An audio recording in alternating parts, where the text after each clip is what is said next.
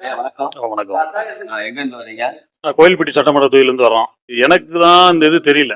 நான் இனம் நம்ம அழிச்சதுக்கு அப்புறம் 10, 11க்கு அப்புறம் தான் நமக்கு 19 அழியுது. அப்பவும் 9 அழியுது. அப்பவும் நமக்கு தெரியல. 19 நம்ம அண்ணன் வந்து பேசுனதுக்கு அப்புறம் தான் நமக்கு புரியுது வருது. நம்மளாம் அப்படி இருந்துட்டோம். நம்ம பிள்ளைகள்னாலும் ஓரளவுக்கு அவங்களுக்கு ஏதாவது ஒன்று கடத்திடணும் அப்படி ஒரு விடாமுயற்சி தான். அதனாலதான் அவனுக்கு நம்ம ஈழத்துல என்ன நடந்துச்சு அதை அவனுக்கு கொஞ்ச நாள் சொல்லி புரிய வச்சிடணும் அப்படிங்கிறதுக்காக தான் அவன் எங்க போனாலும் மாநாடு கூட்டு வந்துடுறான். தூத்துக்குடியில் நடக்கும்போது கூட அவனை கூட்டு வந்திருந்தோம் மே 18க்கு. இங்கேயும் அது மாதிரி வந்திருக்கு. அவனுக்கு ஓரளவுக்கு புரிதல் இருக்கு. மற்றவங்க போற மாதிரி அங்க போனோம் இங்க போனோம் அப்படிலாம் இருக்க மாட்டான். அவனுக்கு தலைவரை பிடிக்கும், அண்ணனை பிடிக்கும், நம்ம கட்சியோட செயல்பாடை பிடிக்கும், கல்வியில நம்ம கட்சி கொண்டு வர சீர்திருத்தமும் அவனுக்கு ரொம்ப பிடிக்கும். அது அவனே பேசுவான். இப்ப நீங்க இந்த கட்சியில இருக்கிறதுனால அவருக்கு அந்த ஈடுபாடு வந்திருக்கு அப்படின்னு நினைச்சுக்கலாமா? அப்படி ஏன்னா இப்ப நிறைய நீங்களே பார்த்துருப்பீங்க. முன்னாடி வாக்கு செலுத்துறதுக்கு முன்னாடி போய் எல்லா அம்மா அப்பாவை நீ இப்போ இதுக்குதான் வாக்கு செலுத்தணும்னு சொல்லி போட்டு அப்படி நம்ம வீடுகள் அப்படி பேசுற ஆள் இல்ல. அவனுக்கு அதை பத்தி அவனுக்கு தெரியாதுன்னு வச்சுக்கோங்களேன். சினிமா ஆக்டர் அதெல்லாம் அவனுக்கு விருப்பம் இருக்காது. நம்ம போராளிகளை பத்தி தெரியும். சில படங்களை காட்டினோடனே இது சொல்லுவான். தலைவர் தெரியும். அவனு கூட அந்த எலெக்ஷன் டைம்ல கூட அவனுக்கு ஒரு ஆதங்கம் இருந்துச்சு.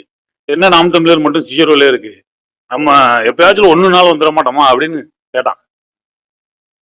அது இருக்கு அவனுக்கு. அந்த அந்த புரிதல் இருக்கு. கல்வியில அண்ணன் அந்த ஹோம்ஒர்க் இல்லாத கல்வி, வீட்டுக்கு ஹோம்ஒர்க், அந்த கல்வியெல்லாம் அவனுக்கு பிடிச்சிருக்கு. நம்ம புக்ஸ் எல்லாம் ஸ்கூல்ல வச்சுட்டு வந்துடலாமலாம் அப்பாவா சிவான் அண்ணன் நம்ம புக்ஸ் ஸ்கூல்ல அப்படி கேட்கிறான். என் பேர் சரங்காதி. எனக்கு இந்த கட்சி ரொம்ப பிடிச்சிருக்கு. நான் இப்போலாம் எங்க அப்பா இவங்கெல்லாம் வர்றாங்கன்னா நானும் வந்துடுறேன். இணைய எழுச்சி மாநாடு எனக்கு ரொம்ப பிடிச்சிருக்கு. நான் கேட்டேன் எப்பா என் பேர் எல்லாம் ஜீரோல இருக்குன்ட்டு. எங்க அப்பா சொன்னாங்க அது என்னாச்சுன்னு தெரியல, அது வரும், நம்ம ஏறினாலும் ஏறும், இல்லைன்னா அவங்க இணைய எழுச்சி மாநாடு பேசுவாங்க, அந்த இடத்துக்கு போய் நம்ம கேட்போம்னு. நாங்க சில வீடுகள்ல நடிகர் முகத்துல இருக்கிறதுனால அவங்க தமிழ் தேசியம் இருந்தா கூட நான் இவங்க சொல்லி போட்டேன் அவங்க சொல்லி போட்டேன் இந்த பசங்க தூங்கி போட்டாங்க அப்படிங்கிறது அது நடக்கணும். அது நமக்கு புரிதல் தான் சொல்லணும். நம்ம பிள்ளைகளை நம்ம மாத்த முடியல. சிலர் என் ஃப்ரெண்ட்ஸுங்களே அவங்க மனைவியை மாத்த முடியல. அந்த மனைவியை அந்த மாதிரி சொல்றாங்க, நீ ஓட்டு விஜய் அந்த சொல்றல நடிகர் கட்சிக்கு போடலாம் அப்படிங்கிற மாதிரி அவங்க இப்ப சொல்லி இது பண்றாங்க. அது வழி இல்ல. ஆமா ஆமா சொல்லியிருக்காங்க. நம்ம பூத்துலயே ஒரு 32வது பூத்துல உள்ள பையனை அவன் மனைவியை கண்ட்ரோல் பண்ண முடியல. அவங்க மனைவியே இல்ல அங்கெல்லாம் போடணும் அப்படின்னு சொல்லி இது வரைக்கும் 3 எலெக்ஷன் தான் நமக்கு வாக்கு செலுத்தினவங்க அங்க அவங்க வீட்டுல மாறுது. அவங்களுக்கு இந்த சினிமா மோகம் ஒரு 30 வருஷம் அவங்க ஒரு திரை பிம்பத்துல பார்த்ததுனால அந்த இடத்துக்கு தள்ளப்படுறாங்க. அது கட்டமைச்சிருக்காங்க, மீடியா வச்சு கட்டமைக்கிறாங்க. பாப்போமே, 5 வருஷம் நம்ம போராட்டம், நம்ம ஒரு 16 வருஷம் கத்தி நம்ம ஏதாவது ஒண்ணு கொண்டு வந்துடலாம்னு பார்த்துருக்கோம். கலாச்சாரத்தை ஒழிக்கணும்னு சொல்லி மக்கள் முடிவு பண்ணி எதையோ ஒண்ணு கொண்டு வந்திருக்காங்கல்ல. சரி, இதுலனால ஒரு 5 வருஷம் என்ன நடக்குன்னு பார்ப்போம். நமக்கான களம் இன்னும் கொஞ்சம் எழுகுவா இருக்கான்னு பார்ப்போம். களத்தை உருவாக்கிட்டோம், அறுவடை பண்ண முடியல, இன்னும் கொஞ்சம் கஷ்டப்படுவோம். எங்க அப்பா ஏடிஎம்கேல கிளைச்சலாம் இருந்தாங்க. நான் 16க்கு முன்னால வரைக்கும் அதுல நான் கிளையில இருந்து நான் வந்தவன் தான். அதுலதான் இருந்தோம். சரி, இவ்வளவு ஒரு பெரிய துரோகம் இத்தனை லட்சம் மக்கள் கொண்டிருக்காங்க. நம்ம மொழி தாய்மொழி தமிழ் பேசுறவங்களை கொண்டிருக்காங்க. பக்கத்துல ஒரு 12 கிலோமீட்டருக்குள்ள நடந்திருக்கு. இத யாரும் கேட்கல. இத்தனை வருஷம் ஆச்சு, எங்கேயுமே இத நமக்கான நீதி பெற முடியல. இத ஒரு பெரிய லெவல்ல மாத்தவும் முடியல. இதை புரிஞ்சுக்கிடவும் மக்களுக்கு இதை கடத்தவும் முடியல. சரி, என் வீட்டுல என் பிள்ளைகளுக்கு என் மனைவிக்கு நாளும் இதை நான் கடத்தணும் அப்படிங்கிற ஒரு எண்ணம் தான். கட்சியில இருக்கிற நண்பர்கள் நம்மள சொல்லத்தான் செய்வாங்க. ஏன்னா எள்ளி நகையாடுவாங்கல்ல, அது அவங்களுக்கு விருப்பப்பட்டதானே. பெரிய பெரிய மீடியாக்களே நம்மளை அண்ணனையே அப்படி பண்ணும்போது நம்மள செய்ய மாட்டாங்களா? கிராமப்புறத்துல இருக்கிறோம், ஒரு பஞ்சாயத்து கூட இல்லாத ஒட்டு அடுத்த ஊருக்கு கூட நம்ம ஊர் பஞ்சாயத்துல ஒட்டி தான் இருக்கிறோம். அப்படிப்பட்ட இடத்துல எனக்கு அந்த மாதிரி இருக்கத்தான் செய்யும். போன வட்டமே இப்ப என் பூத்துலயே நான் போன வட்டம் 102 வாங்கினா இப்ப 89 தான் வாங்கியிருக்கேன். கடுவுல 5 வருஷம் உழைச்சிருக்கோம். நம்ம இவ்வளவுதான் வாங்கியிருக்கோம். நம்ம மக்களுக்கு கொஞ்சம் கொடுத்துருக்கலாம் அப்படிங்கிற எண்ணம் நமக்கு வருது. கொடுக்கல, என்ன பண்றது?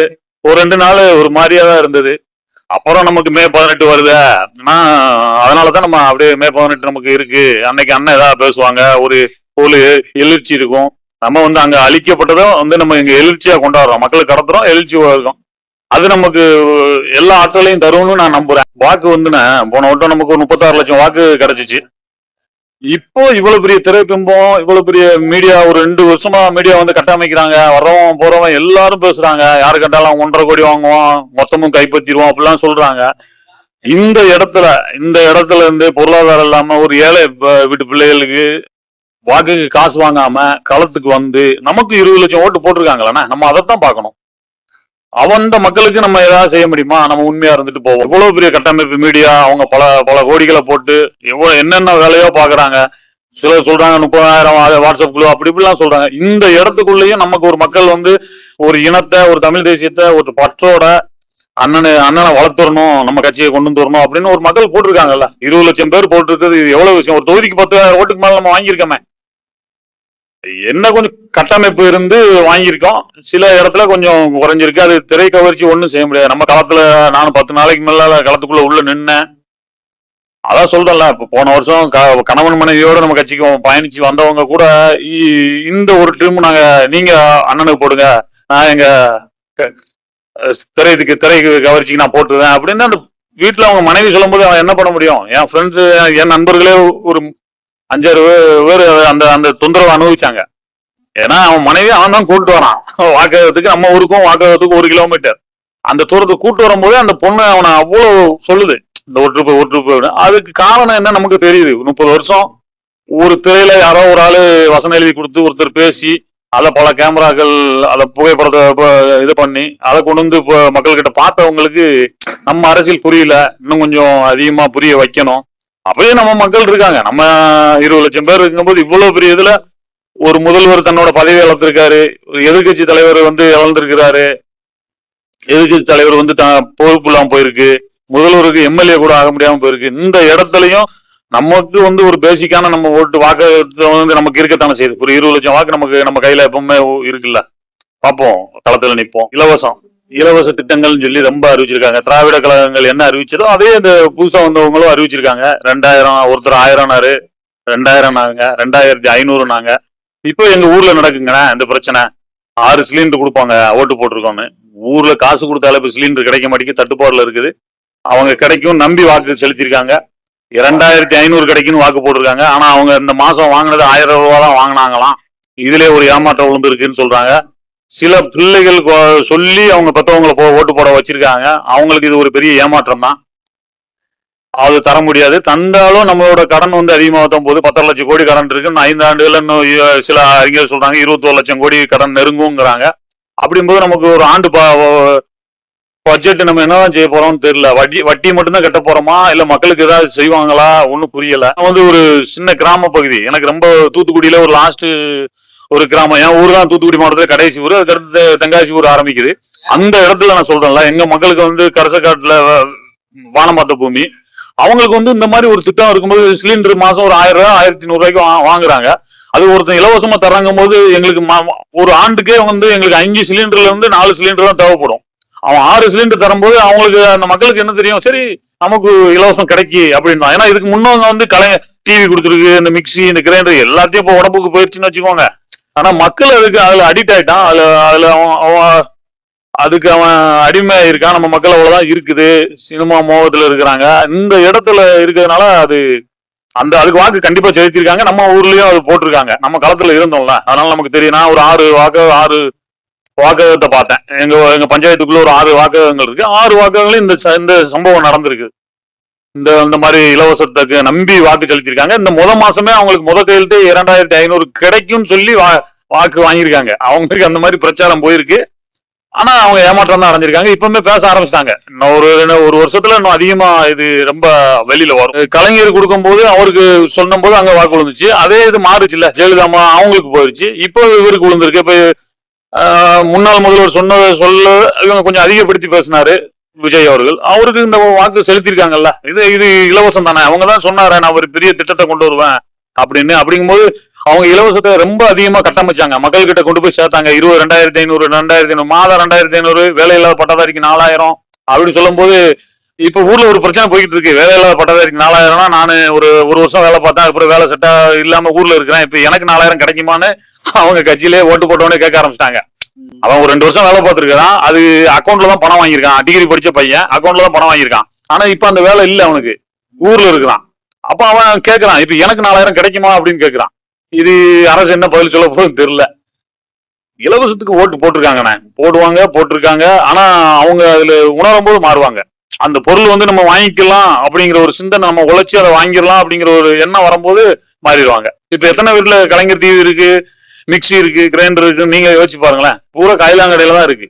நீங்க வந்து இலவசங்களை தரமாட்டேன்னு சொல்லுவீங்க. அப்படி இருக்கப்ப அந்த வாக்கு உங்களுக்கு வரும்னு எப்படி அண்ணா, நம்ம வந்து மக்கள்கிட்ட சொல்லலன்னா, மக்களுக்கு சொல்லி இருக்கிறோம், அவங்களுக்கு தெரிஞ்சிருக்கா என்னன்னு தெரியலன்னா, அதிகமான செலவே கல்விக்கு தானே பண்றோம்.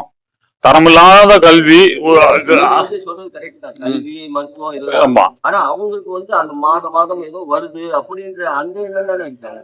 அதை மாத்தணும். நீ வந்து 1000 ரூபாங்கிறது, இப்ப 1000 ரூபாங்கிறது 33 ரூபா என்னமோ உழுது மாசத்துக்கு ஒரு நாளைக்கு. இப்ப 2500 ரூபாங்கும் போது எவ்வளவு வரும்? ஒரு 70 ரூபா கிடைக்குமா? ஆவரேஜ் கலெக்ட் பண்ணா அவ்வளவுதான் விழும். அந்த 70 ரூபா அந்த மக்கள் தயாரிக்க முடியாதா? என் ஊர்ல விவசாயத்துக்கு 300 ரூபா 350 ரூபா கூலி இருக்கு. 10 மணிக்கு போறோம், 2 மணிக்கு வரோம், கூலி கிடைக்குது. இந்த காசோட அந்த காசு ஒண்ணு உனக்கு பெருசு இல்லைன்னு சொல்லி நம்ம அவங்க புரியணும், நம்ம உணர்த்தணும்.